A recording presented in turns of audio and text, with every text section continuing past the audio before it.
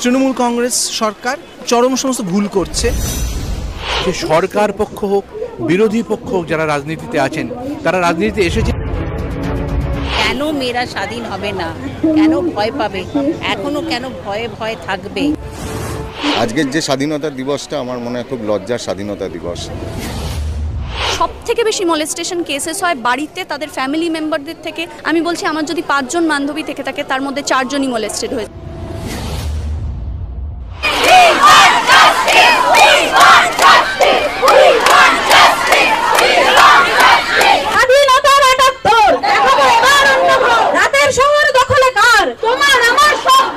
নারীদের রাত দখলের ডাক ৭৮তম স্বাধীনতা দিবসের প্রাক্কালে। আর তার কারণ অবশ্যই আরজি কর কাণ্ডে গোটা কলকাতায় রীতিমতো শোরগোল পড়ে গিয়েছিল। কারণ সেখানকারই অধ্যক্ষের কথায় পড়ুয়া থেকে চিকিৎসক এবং তারকা থেকে সাধারণ মানুষ প্রত্যেকেই প্রতিবাদ জানিয়েছিলেন, এবং আজকে সেই প্রতিবাদ জানাতেই তারা অলিগলি থেকে রাজপথেও হাজির হয়েছিলেন। ঠিক যেরকম আমরা এখন রয়েছে একাডেমি অফ ফাইন আর্টসে, যেখানে চিত্র ফুটে উঠছে সিটি সিনেমার পর্দায়। নজর রাখুন।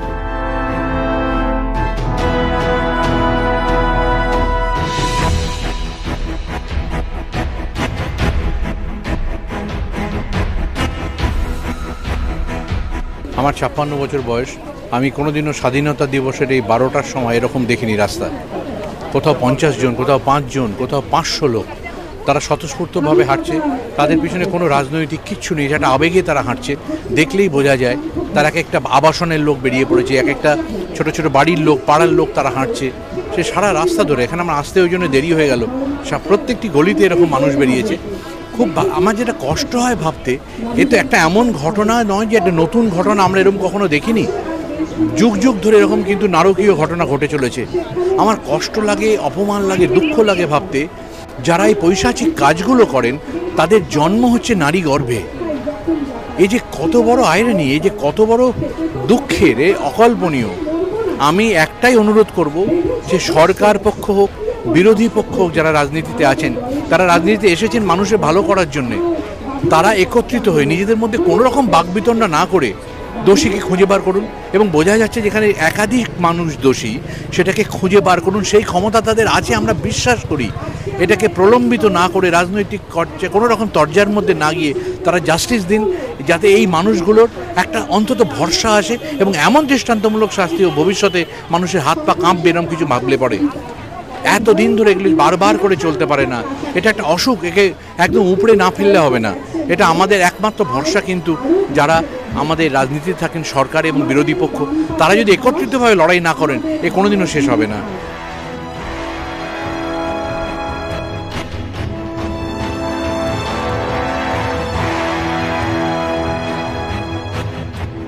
আমাদের যে শহর কলকাতা, সেই শহর কলকাতা মানে গত প্রায় 10 বছরের কেন্দ্রীয় রিপোর্টেই বারবার মহিলাদের জন্য সবথেকে সুরক্ষিত শহর বলে চিহ্নিত হয়েছে। মানে রাজ্যের রিপোর্টে না, কেন্দ্রের রিপোর্টেই। এবং সেটা নিয়ে বা আরও অনেক দিন আগে থেকেই আমরা জানি। আমি অন্য কোনো রাজ্য বা অঞ্চলকে ছোট না করে বলছি, উত্তর ভারতের অনেক জায়গার মতো আমাদের এই রাজ্যবাহী শহর নয়, তার ট্র্যাক রেকর্ডটা বলে না। সেই শহরে, সেই তুলনামূলকভাবে অনেক নিরাপদ শহরে, মহিলাদের জন্যে অনেক নিরাপদ শহরে এরম একটা ঘটনা কি করে ঘটে, এই প্রশ্নটা তুলতেই হবে আমাদের। এই প্রশ্নটা তুলে আমাদের প্রশাসনকে চাপ দিতেই হবে, তারা যেন সেই সুনির্দিষ্টভাবে আগামীতে তদন্ত যেই করুক না কেন, আগামীতে এই রাজ্যের, এই শহরের তথা ভারতবর্ষের প্রত্যেক জায়গায় প্রত্যেক প্রশাসন যেন তাদের নিজ নিজ কর্মক্ষেত্রে মহিলাদের নিরাপত্তা সুনিশ্চিত এবং সুরক্ষিত তাদের করতে তারা বাধ্য। যে কমিটিগুলো থাকে সেক্সুয়াল হ্যারাসমেন্টের বিরুদ্ধে, প্রত্যেকটা এখন নিয়ম হয়েছে, প্রত্যেকটা বড় অর্গানাইজেশনের থাকতে হয় যৌন নিগ্রহের বিরুদ্ধে একটি করে কমিটি। সেই কমিটিগুলি নিরপেক্ষ হতে হবেই, এটার মধ্যে কোনো আপোষের জায়গা নেই। এই দাবিগুলোর জন্যই আজকের রাস্তায় আসা। এটি একটি প্রতীকী জমায়েত বলা যেতে পারে। সারা শহরে যেখানে যেখানে হচ্ছে, আমরা একাডেমিতে এসেছি, একাডেমি অফ ফাইন আর্টসে, সেটি প্রতীকী জমায়েত, যেখানে বলা হচ্ছে যে মেয়েরা রাতের দখল নাও। কেন কথাটা বলা হচ্ছে? তার কারণটা হচ্ছে যে যেখানে আমরা সারা পৃথিবীতে সারা দেশে বারবার লিঙ্গ বৈষম্যের বিরুদ্ধে কথা বলছি, লিঙ্গ বৈষম্য সরিয়ে দেওয়ার কথা বলছি, সেখানে যদি এখনও মেয়েদের শুনতে হয় সন্ধ্যের পরে বাইরে বেরিও না, রাত্রিবেলা ওখানে কেন গেলে, তোমার যাওয়া উচিত হয়নি, তাহলে আমরা কিসের লিঙ্গ বৈষম্য সরানোর কথা বলছি? তাহলে আমরা কিসের জেন্ডার ইকুয়ালিটির কথা বলছি? একটা ছেলের কাছে যদি একটা জায়গায় যাওয়া নিরাপদ হয়, একটা মেয়ের কাছে যাওয়া নিরাপদ হতে হবে। সেটা সুনিশ্চিত করার দায়িত্ব এক প্রশাসনের, দুই হচ্ছে পুরুষদের। তাদের নিজেদের মানসিকতার পরিবর্তন লাগবে। এই সব কিছু, এই গোটা পরিকাঠামোগত পরিবর্তনের দাবিতেই আমার মনে হয় আজকের এই রাস্তায় নামা সকলের। এবং আজকে আমাদের দিন নয়, আমাদের রাত নয়, আজকে নারীদের রাত। আমরা শুধুমাত্র আজকে এখানে তাদের সঙ্গে সলিডারিটি বা তাদের সঙ্গে সহমর্মিতা বা সমর্থন জানাতে আজকে এখানে এসেছি।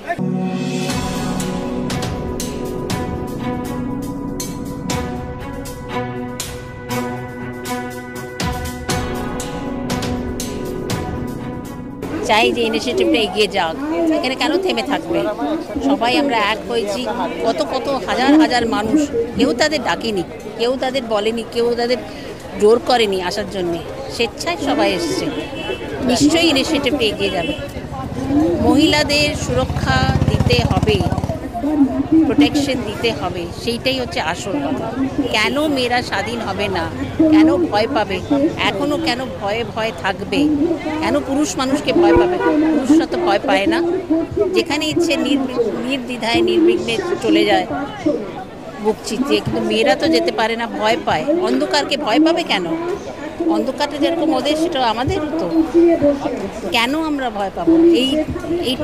এই প্রশ্নটার উত্তর জন্যই আমি এসেছি এখানে।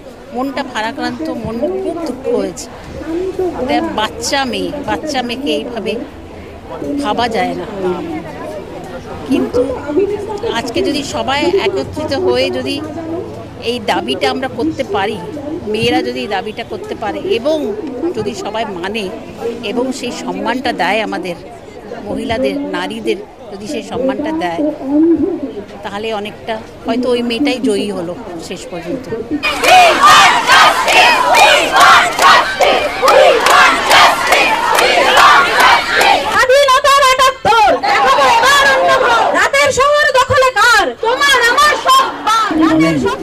ইনিশিয়েটিভটা মানে মন ভরিয়ে দিয়েছে। মানে সত্যি রাস্তায় আসার সময় এতজন মানুষ, এতজন নারী, তাদের মানে বাবারা তাদের মেয়েদেরকে নিয়ে বেরিয়েছে, হাতে মোমবাতি, এরকম সবসময় মেন সেন্টারগুলো ছাড়াও আমি বলছি মানে রুবি থেকে এখানে আসার সময় রাস্তায় দেখেছিলাম যে 5-6 জন 3টে মোমবাতি নিয়ে বেরিয়েছে। তাদের হয়তো ব্যক্তিগত অনুভূতি কি সেটা আমরা নেমেও মানে কথা বলতে ইচ্ছে করছিলো, জানতে ইচ্ছে করছিলো যে সেই মুহূর্তে দাঁড়িয়ে তারা আলাদা করে বেরিয়েছেন। এবং কত গল্প এরকম ছড়িয়ে আছে যেখানে আমরা মেয়েদেরকে আমরা মানে তাদের সাথে ন্যায্য ব্যবহার করিনি। এবং এটা পুরোটাই তো মানে পুরুষতন্ত্রের সাথে অতপ্রতভাবে জড়িত। এবং যতক্ষণ না আমরা সেটা আমরা নিজেদের মধ্যে এবং আমাদের চারিদিকে, আমাদের টাচে, আমাদের ভিসিনিটিতে যে মানুষরা আছে তাদের মধ্যে সেই কয়েকটা বেসিক জিনিস আমরা যদি না বোঝাতে পারি, যে একজন নারীর শরীরকে ছোঁয়ার বা তার স্পেসে আসার মর্যাদাটা বা অধিকার বোধটা পুরোটাই কনসেন্টের উপর নির্ভর করে আছে। যতক্ষণ না এটা কারোর মাথার ভিতরে ঢুকছে আমরা ততক্ষণ কিন্তু এরকম অনেকগুলো রাত দেখব। ঘটনাচক্রে এটা 14 অগস্টে হচ্ছে, কিন্তু পরাধীনতা যদি সেই আমরা সবসময় বলি না আমরা আসলেই কি স্বাধীন, এই প্রশ্নগুলো বারবার উঠে আসবে।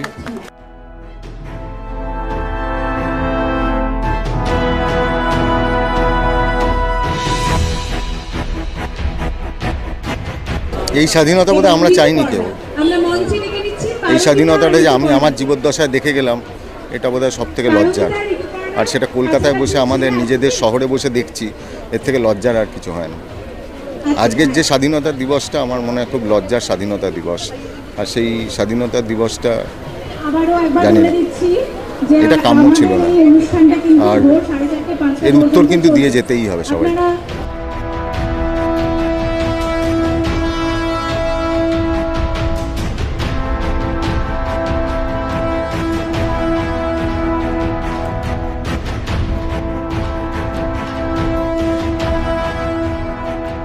আজ কোন জায়গায় মানুষের রাগ বা মানুষের ক্ষোভ বা হতাশা আমি প্রাইমারিলি বলবো, যে জায়গায় পৌঁছলে আজকে এত মানুষ রাস্তায় নামতে হয়, যেটার জন্য সরকার প্রশাসনকে ভোট দিয়ে আনা হয় যে তারা প্রশাসনিক দায়িত্ব পালন করবে, সেইটার দায়ে যদি ভোটারদেরকে নিতে হয়, শেষ অবধি সাধারণ মানুষকে নিতে হয়, তার থেকে দুর্ভাগ্যজনক আর কিছু নেই। এবং আজকে আমি এখানে ব্যক্তিগতভাবে এসে আজকে আমাদেরকে আমরা গ্রেটফুল যে আজকে যাদের ডাকে পথে নামা হয়েছে তারা আমাদেরকে আসতে অ্যালাউ করেছেন। কারণ এরকম বলে লাভ নেই, এটা তো অবশ্যই একটা রাজনৈতিক ফেলিয়ার, প্রশাসনিক ফেলিয়ার, এই গভর্নমেন্টের ফেলিয়ার তো বটেই, এবং তার সঙ্গে বৃহত্তরভাবে যদি দেখেন আজকে যে জনরোষ উঠছে সেটা আরজিকর নিয়ে তো বটেই, কিন্তু একটা গোটা ইনফ্রাস্ট্রাকচারাল ফেলিয়ার নিয়ে, যেটার জন্য আমাদের মতন অধিকাংশ পুরুষই বুঝে না বুঝে রেসপন্সিবল। আমরা এটা কোনো বিনয় দেখিয়ে বলছি না, কারণ এই রেসপন্সিবিলিটি আমরা দিনের পর দিন এটাকে নর্মালাইজ করে গেছি। যে আমার বন্ধু বা আমার মহিলা বন্ধু রাত্রিরে বেরোলে, হ্যাঁ রে এত রাতে বেরোলি, কিছু পাবি তো, কেন বেরোচ্ছিস, কেন, এই প্রশ্নটা আমরা বোকার মতো বারবার করে গেছি। আজকের এই পরিস্থিতির জন্য আমরা তো দায়ী বটেই, এবং আলটিমেটলি দেখুন আমরা কেউ কিছু করতে পারলাম না, মহিলারাই কিন্তু তাদের নিজেদের রাইট রিক্লেম করে নিল। সেটার জন্য আমাদের যে লজ্জায় মাথা নিচু হয়ে যাওয়া উচিত এখানে। তো আমরা এখানে শুধুমাত্র পাশে দাঁড়াতে এসেছি, এবং এই জঘন্য হত্যা এবং হত্যার পরবর্তী যে ঘটনাগুলো সেটাকে যেভাবে ঢাকা, সেটা আরও ভয়ানক, সেইটার জাস্টিসের জন্য আজকে এখানে আসা। এবং আমার এই একটাই মনে পড়ছে যে বার্টল ব্রেস্টের গ্যালিলিও নাটকে একটা বিখ্যাত সংলাপ আছে, যে আন্দ্রেয়া বলে তার গ্যালিলিওকে যে দুর্ভাগা সেই দেশ যেখানে বীরেদের সর্বক্ষণ প্রয়োজন, বীরেদের এত প্রয়োজন, আর গ্যালিলিও বলে যে দুর্ভাগা সেই দেশ যেখানে বীরেদের সর্বক্ষণ প্রয়োজন। সুতরাং এইটাই আজকে আমরা দেখতে পাচ্ছি যে একটা টোটাল প্রশাসনিক ফেলিয়ার। এবং কিন্তু যেটা একমাত্র হোপফুল যে দেখুন শেষ অবধি কিন্তু কোনো নামি মুখ চেনা মুখ রাজনৈতিক দল নয়, সাধারণ মানুষ চাইলে কি হতে পারে সেটা চেহারা আজকে আমরা দেখতে পাচ্ছি। কোনো অংশে কম আছে, আমরা এত রোজগার করি, আমরা এত বাইরে থেকে আমরা রোজগার করে টাকা এনে সংসারে দিই, কেন আমাদের এরকম হতে হবে? এটা বন্ধ হোক, এটা বন্ধ হোক, এটা বন্ধ হোক। এটা তো খুবই দুর্ভাগ্যজনক যে আজকে রাস্তায় এতজনকে নামতে হচ্ছে। এটা তো হওয়ার কথা ছিল না, প্রয়োজনই হওয়ার কথা ছিল না। হঠাৎ করে আলাদা করে আমাদেরকে এটা কেন বলতে হবে যে আমরা রাত দখল করব? কারুর তো কিছু দখল করার কথা ছিল না। এই সমাজটা যেরকমভাবে মহিলাদের, সেরকমভাবে পুরুষদের, সেরকমভাবে প্রান্তিক মানুষের, সকলের সমাজ, সকলে এখানে নিরাপদভাবে থাকতে পারবে, এটাই তো সবাই আশা করেছিল, কিন্তু সেটা হচ্ছে না।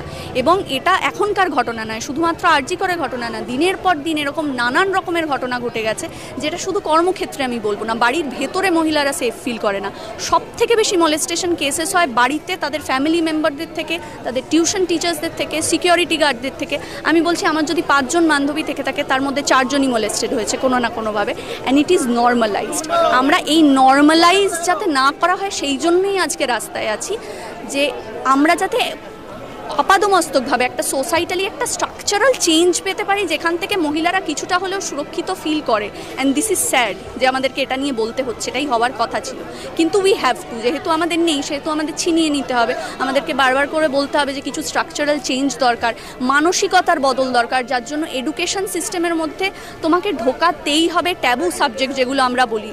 আমার মনে আছে আমি যখন ক্লাস 8-এ পড়তাম আমার শুধু রিপ্রোডাকশন সিস্টেম চ্যাপ্টারটা বাদ ছিল, কিন্তু এটা হওয়ার তো কথা না। এটা সবার আগে পড়ানো উচিত যাতে ট্যাবুটা ভেঙে যায়। আমার মনে হয় অনেকগুলো জিনিস মিলিয়ে আজকে সব মহিলা পুরুষ নির্বিশেষে রাস্তায় নেমেছে। আর শুধু মহিলাদের সুরক্ষা কেন, মহিলাদের সুরক্ষা, প্রান্তিক মানুষের সুরক্ষা এবং ছেলেদেরও সুরক্ষা। কারণ যাদবপুরে যে র্যাগিংয়ের ঘটনাটি ঘটলো সেটা তো একটি ছেলের ওপরেই ঘটেছিল। কাজেই কোনো রকমের যাতে সুরক্ষার কমতি না থাকে, যাতে সমাজটা একটা সুস্থ সমাজ হয়, এই জন্যই আমরা আজকে এখানে আছি।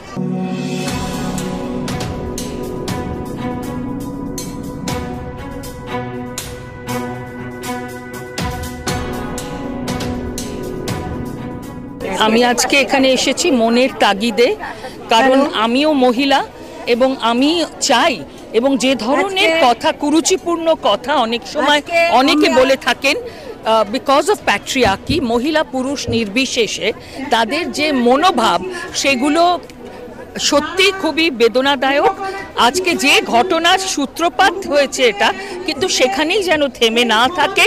মহিলাদের ডেফিনেটলি তাদের নিজের এগিয়ে যেতে হবে এবং নিজের অধিকার নিজে কায়েম করতে হবে, যা আমি আজ 45 বছরের উপরে 50 বছর ধরে করে বেড়াচ্ছি। আমার 15 বছর বয়স থেকে আমি করছি এবং আজও আমি বিশ্বাস করি। তাই আমার রাজনীতি, সেই রাজনীতি হচ্ছে নিজে মাথা উঁচু করে বেঁচে থাকা, যেটা ঠিক সেটার জন্য লড়া।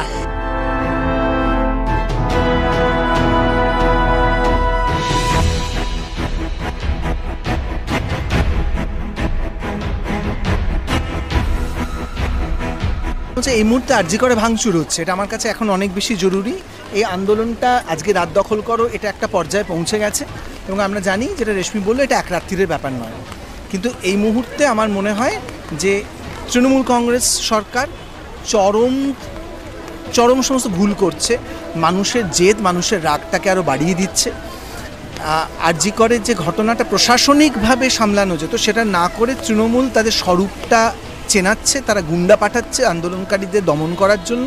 এবং এর ফলে আমি ভালো কি মন্দ হলো আমি জানি না, আমি বলবো এক অর্থে ভালো হলো, তার কারণ মানুষের জেদটা বাড়লো এবং মানুষের আন্দোলনটা আরও ব্যাপক চেহারা নেবে। এবং আমার তো মনে হয় যে এটার জবাবদিহি একদম সর্বোচ্চ নেতৃত্বকে করতে হবে, অর্থাৎ মমতা বন্দ্যোপাধ্যায়কে করতে হবে যে কোন সাহসে বা কার প্ররোচনায় এই গুন্ডারা গেল এবং আন্দোলনকারীদের মারধর করলো। এবং পুলিশ এবং র্যাফ, আমরা যা খবর পেলাম, তারা কলের পুতুলের মতো দাঁড়িয়ে সেটাকে দেখলো এবং আবারও প্রমাণ লোপের চেষ্টা হলো। এবার আমি আরেকটা জিনিস বলবো যে এখন তো তদন্তভার কোর্ট মনিটর সিবিআই এর হাতে গেছে। সিবিআই কি করছিল, সেই জায়গাকে কেন প্রোটেক্ট করে রাখেনি, সেটাও তো একটা প্রশ্নের জায়গা। যে জায়গায় যেটা মানে এত সংবেদনশীল একটা জায়গা, যেখানে সব তথ্য প্রমাণ রয়েছে, যেখানে আন্দোলনকারীরা এইভাবে আন্দোলন করছে, সিবিআই এর হাতে তো এখন মামলা, তাহলে তারাই বা প্রোটেক্ট করেনি কেন? আমরা সব কিছুরই জবাব চাই। রাতের শহর দখলে কার? তোমার আমার সব বার। রাতের শহর দখলে কার? তোমার আমার সব বার। স্বাধীনতার ৭৮ দেখাবো এবার অন্য ভাব। আমার বক্তব্য তো বরাবর আমি ফেসবুকে দিয়ে এসেছি, বক্তব্যটা খুব ক্লিয়ার। এই নির্যাতিতার দোষীরা তাড়াতাড়ি সাজা পাক, চোখের সামনে আসুক। যে জিনিসগুলোকে আড়াল করার চেষ্টা হচ্ছে সেগুলো যাতে চোখের সামনে আছে, এটাই বলবো। স্বাধীনতার জন্যই আজকে আমরা রাস্তায়, কারণ যে সময় কলকাতা শহরকে আমরা ভাবতাম একটা সুস্থ স্বাভাবিক, হঠাৎ করে এরকম একটা ঘটনা আমাদেরকে টনক নড়িয়ে দিয়েছে। আমাদের উইমেন সেফটি যে কতটা নড়বড়ে সেটা চোখ দিয়ে দেখিয়ে দিয়েছে।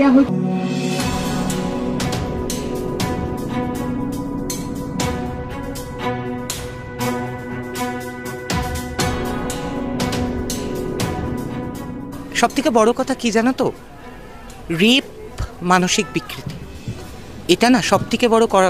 এটার কোনো সেক্সুয়াল ফ্যান্টাসি ডিজায়ার নয়, এটা করাই হয় ডমিনেন্স প্রমাণ করার জন্য, যে নারী তুমি নিচে, তুমি আমার এখানে না। এখনও ইন্ডিয়াতে এই ব্যাপারটা রয়েছে না যে যে রেপ্ট হবে তাকে লজ্জিত হতে হবে, যে রেপ্ট করে তার কোনো লজ্জা নেই। পুরুষ মানুষের আবার লজ্জা কিসের, পুরুষ মানুষের কিসের? তো সেই জায়গা থেকে দাঁড়িয়ে তাহলে তুমি ভাবো না মানে একটা মানুষ কতটা বিকৃত হতে পারবে, একটা না যতগুলো মানুষ করেছে এই ঘটনাটা। কারণ আমরা যে এভিডেন্স পাচ্ছি, ইট ওয়াজ 150 grams অফ সেমেন, ঠিক আছে। হ্যাঁ, সেখানে গিয়ে যদি ক্যালকুলেটিভ ওয়েটে, যেগুলো আমি নয়, যে খবরে বলছে যে যদি একটা মানুষ if it's was a single individual তাহলে ওটা 15 grams হতো, সেখানে গিয়ে 10। একটা মানুষ একটা মহিলাকে আগে অত্যাচার করা হয়েছে, তার মানে এত রক্ত দেখার পরেও তার এই ইরোটিক ব্যাপারটা হতে পারে একটা মানুষকে, যে he would have this erection and go and rape that women. তো আমি জানি না কি হতে চলেছে, বাট আমরা থামছি না। আমার নিজের মাঝে মাঝে ভয় করে, আমারও ভয় করে। আমাকে একজন কালকে রাত্রে লিখেছিল তুমি সাবধানে থেকো। আমি বললাম আমার না কিছু হারানোর নেই, সত্যি আমার হারানোর নেই। আমাকে ফ্যামিলি থেকে বার করে দেওয়া হয়েছে because of being a transgender women, ঠিক আছে। আমার সাথে অনেক পুরুষ থাকতে চান কিন্তু বন্ধ করে, কেউ আমার সাথে রাস্তায় বেরোতে চান না, কারণ সোসাইটাল ঠিক আছে, ট্রান্স ওমেন। তো আমার সত্যিই কিছু হারানোর নেই, কিন্তু আমি না এমন একটা, আর এটা না আমি যেই প্রতিবাদটা করছি সেটা না আমি খুব স্বার্থপর জায়গা থেকে করছি, যে আজকে আমি যদি প্রতিবাদে নামি, কালকে আমার মতো অন্য আরেকজন নারী বা যিনি মননে বা ধরুন লিঙ্গ পরিচয় নারী, তার জন্য রাস্তাটা সুখকর হবে। একদিন তো হয়েছিল। কোনো আন্দোলনই বিফলে যায় না, সময় লাগবে। আমরা আছি, অপেক্ষা করছি।